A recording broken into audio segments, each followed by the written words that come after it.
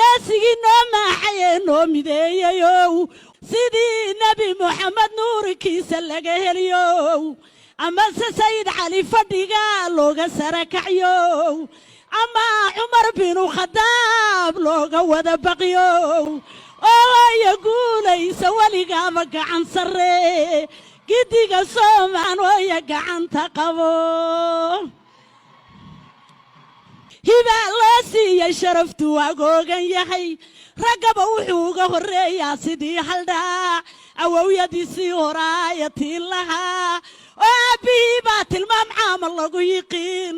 isna tubtii buu hayaa iyo tilmaamii dadwaynuu deeqi annagana na daadahe